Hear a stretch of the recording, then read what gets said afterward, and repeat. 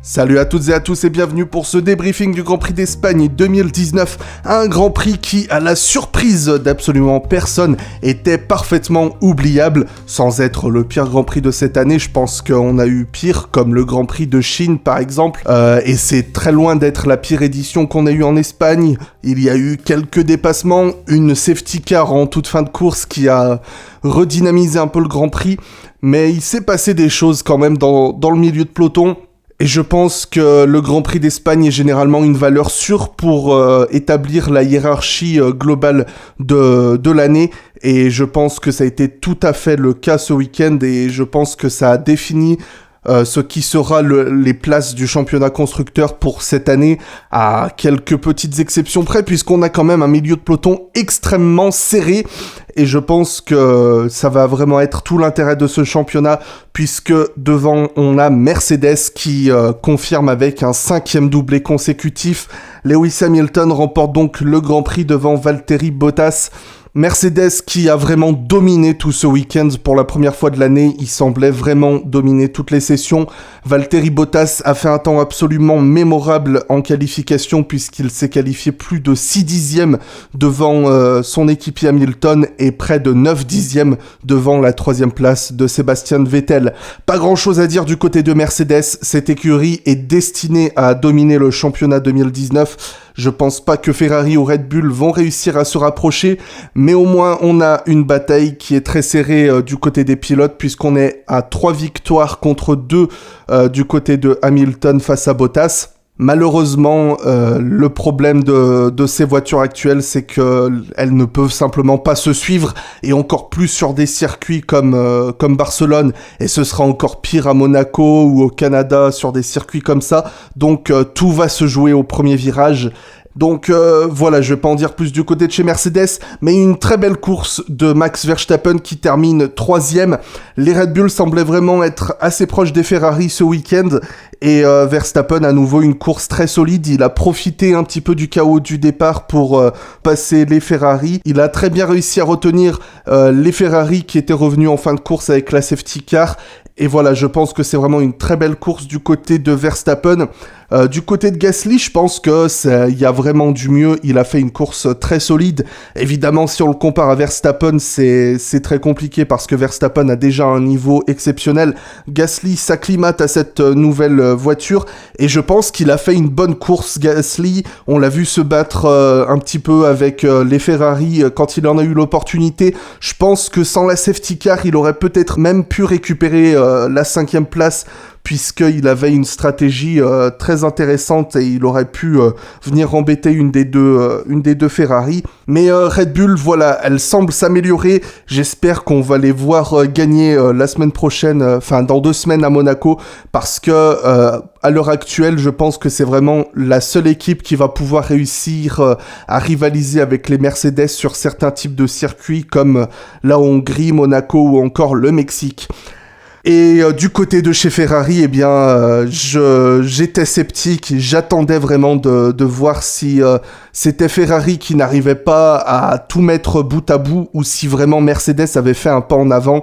Et je pense que le fait est que Ferrari est simplement bien moins forte que Mercedes, puisque sur le circuit où ils ont dominé les essais privés, ou dominé dans le sens où tout le monde était vraiment surpris de les voir à ce rythme, eh bien, elles étaient nulle part, les Ferrari, et elles étaient dans le même rythme qu'aux essais privés. Il se dit même que les Haas étaient meilleurs dans certaines parties du circuit que les Ferrari.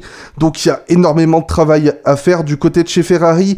Il y avait une stratégie intéressante du côté de chez Leclerc, contrairement à ce qu'on en dit. Je pense que de toute façon, perdu pour perdu, il fallait qu'ils tentent quelque chose. Et le problème des Ferrari cette année, c'est que leurs pilotes ne cessent de se marcher dessus. Alors en début de course, c'est Vettel qui a pris tous les risques possibles au départ pour essayer de passer. Il a fait un plat sur son pneu avant gauche et ça a détruit du coup son début de course. Je pense que Vettel, c'était la seule chose qu'il pouvait faire, c'était de prendre tous les risques au départ, parce que il suffit d'être devant au départ pour pouvoir maîtriser la course, surtout sur ce type de circuit. Et c'est dommage pour Vettel, il a pris le risque et je pense qu'il a fait ce qu'il fallait de son côté.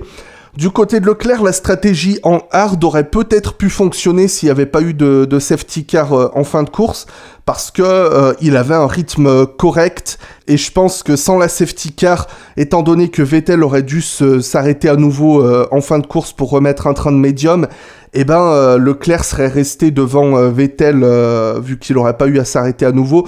Donc la stratégie en hard n'était pas si mauvaise, mais de toute façon c'était la seule chose à faire du côté de chez Ferrari pour essayer quelque chose. Une belle course de Leclerc qui continue son apprentissage. Il n'est pas encore dans le rythme de Vettel, mais il en est pas loin et c'est vraiment plus que satisfaisant pour le moment. Et du côté de Vettel, je trouve qu'il y a une bonne mentalité il veut continuer à chercher à améliorer et il veut travailler avec son équipe et il ne rabâche pas le manque de performance comme avait pu le faire un certain champion du monde à une époque donnée. Une performance très solide des deux As qui, comme à leur habitude, étaient redoutables en qualification et qui ont réussi à maintenir ce rythme lors du Grand Prix. Kevin Magnussen termine 7ème, Romain Grosjean 10ème, mais je pense que c'était un 7 et 8 pour As ce week-end. Évidemment, la safety car en fin de course a beaucoup compromis le Grand Prix de Romain Grosjean, parce que Grosjean s'est fait surprendre à la reprise, il s'est fait dépasser par Magnussen, et il avait l'air d'être plus rapide que Magnussen, mais à 2 reprises, ils sont allés au coude à coude, et je pense que Magnussen n'a vraiment pas été fair-play sur ce coup-là, parce que effectivement, il défend très ardemment sa position, mais quand on se défend avec son équipier et qu'on a un championnat constructeur en tête à défendre, on ne ferme pas autant la porte à son équipier. À 2 reprises, il a obligé Grosjean à couper la piste et donc à endommager son fond plat et ses pneumatiques pour éviter l'accident. Et je pense que c'est inacceptable ce genre de comportement de la part de Magnussen. Et on a entendu Günther Steiner à la fin de la course dire à ses 2 pilotes de se précipiter, d'aller le voir avant de se rendre en conférence de presse. Donc je pense qu'il y a eu 2-3 petits mots qui ont été échangés à ce sujet.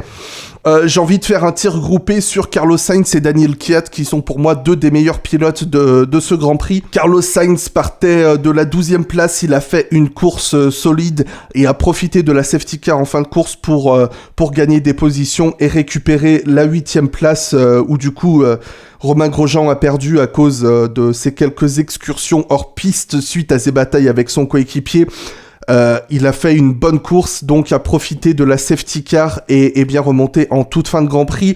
De même que Daniel Kvyat qui avait fait une bonne qualif, il a perdu des places en début de course et ensuite en toute fin de course il a perdu à nouveau des places à cause d'un pit stop raté par son équipe qui avait pas préparé ses pneus.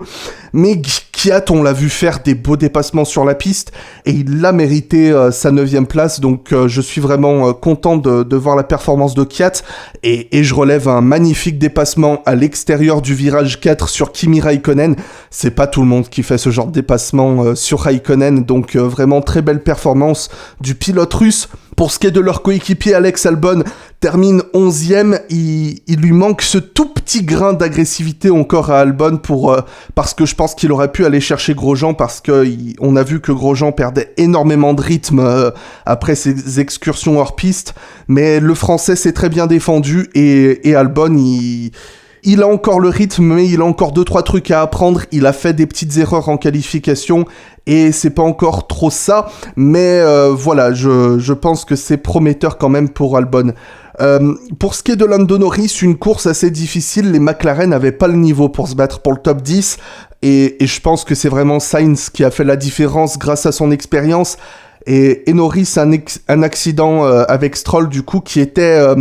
je pense que c'est du 50-50 ou du moins du 40-60 qui penche plus malheureusement du côté de Stroll, qui a un petit peu trop fermé la porte, mais je pense que Norris, à l'instar de Grosjean plus tard, aurait pu éviter l'incident en coupant un peu la piste ou simplement en ne protégeant pas sa place aussi agressivement. Norris continue d'apprendre, mais voilà, je pense que les prochaines courses vont être décisives dans la course au développement pour McLaren. Extrêmement déçu du coup des Renault, puisque Ricciardo partait dans le top 10 Et ils sont partis sur une stratégie en hard chez Renault, je sais pas pourquoi, mais ça a pas marché, ça a simplement pas marché, et Ricciardo n'a rien pu faire. J'ai peut-être raté quelque chose, mais de toute façon, en début de course, il avait du mal, Ricciardo, il a perdu des places, donc c'est peut-être pour ça qu'on a essayé une stratégie alternative. Et du côté de Hülkenberg, c'était une bonne course qui était partie pour du un arrêt, mais... Voilà, la course de Hülkenberg était compromise dès l'instant qu'il a mis sa voiture dans le mur en qualification. Comme il l'a très bien dit, si on fait une erreur, on doit la payer. Et je pense que voilà, Hülkenberg a fait une bonne course, mais qu'il aurait sans doute pu mieux faire s'il n'avait pas fait cette erreur en qualification. Au niveau des Renault, je pense que j'y reviendrai plus tard dans une autre chronique parce que c'est un cas qui me semble assez intéressant à analyser. Donc je vais pas trop y revenir et pas trop m'attarder dessus. Une de mes déceptions de ce week-end, c'est Alfa Romeo. Quand on voit Kimi Raikkonen qui perd le contrôle au départ de la course, au 4e virage, c'est que la voiture n'est pas bonne. C'est parce que c'est pas le genre d'erreur qu'on voit Raikkonen faire très souvent. Et voilà, Raikkonen, on l'a vu depuis le début de la saison, il surpilote sa voiture, il l'emmène à des endroits où elle ne pourrait être. Et sur un circuit de monoplace comme le Grand Prix de Barcelone, eh ben ça prouve que Alfa Romeo a du travail à faire. Pourtant, on les attendait assez en forme aux essais privés en Espagne. Mais c'est pas trop ça. Giovinazzi, eh ben écoutez, je trouve que pour le coup, il est pas très loin de Raikkonen, donc pas grand chose à dire là-dessus. Nouvelle déception du côté des Racing Point. On sait que c'est un circuit qui n'a pas toujours réussi à cette écurie, mais elles sont très très loin et j'ai l'impression que de toutes les évolutions qu'elles ont apportées, leur nouveau motorhome était vraiment la seule chose qui semblait vraiment attrayante dans leur paddock. Et pour conclure cette chronique, voilà, j'ai rien à dire sur les Williams. Pas d'évolution majeure de leur côté, toujours aussi loin, toujours des problèmes de rythme, de grippe. Russell continue de dominer Kubica, c'est une belle progression pour lui. Kubica continue d'avoir du mal. Je pense qu'il va vraiment falloir que Weber il travaille son acclimatation parce que c'est vrai que Russell profite de son expérience en Formule 2, d'avoir piloté ses nouvelles monoplaces aussi plus fréquemment que Kubica, mais faut qu'il se rapproche et qu'il fasse moins d'erreurs, Kubica, parce que ça commence à devenir inquiétant. Et voilà, oui, Stroll, je vais revenir rapidement dessus, week-end complètement à oublier parce que il se met dans le mur en essai libre et en qualification, à nouveau, il passe pas la barre de la Q3. Alors, pour le coup, je l'excuse Stroll parce qu'il était à 2 dixièmes de Pérez et Pérez s'est qualifié 15e, donc 15e, 17e, il est pas si loin que ça de son équipier. Mais à nouveau, il fait un bon départ, il est 13e au départ derrière Pérez. Et cet accident était évitable, bordel. Faut qu'il arrête d'essayer de trop en faire et... Mais bon, voilà, je vais pas enfoncer plus de portes ouvertes. Je pense que c'est un pilote qu'on accable suffisamment pour en ajouter. Je sais pas ce que vous avez pensé de cette course, je vous laisse me le faire savoir dans les commentaires. Pour ce qui est de mon top 3 de ce Grand Prix, comme j'ai dit, Carlos Sainz et Daniel Kvyat méritent complètement d'y être. Et même si j'ai pas envie d'oublier la belle performance de Hamilton de ce week-end, j'ai vraiment envie de mettre en lumière ce qui se passe dans le milieu de peloton. Et aujourd'hui, je vais accorder ma 3e place à Romain Grosjean parce que je pense qu'il a fait un bon week-end. Il avait aussi fait une belle course, il avait creusé un bon écart avec son équipier qui a été réduit à néant par cette safety car. Et j'ai envie de répondre un petit peu à ce que je peux lire sur internet un peu de partout. Effectivement, Mercedes domine le championnat. Effectivement, Ferrari et Red Bull verrouillent de la 3e à la 6e place. Mais après, il y a 14 autres pilotes à regarder.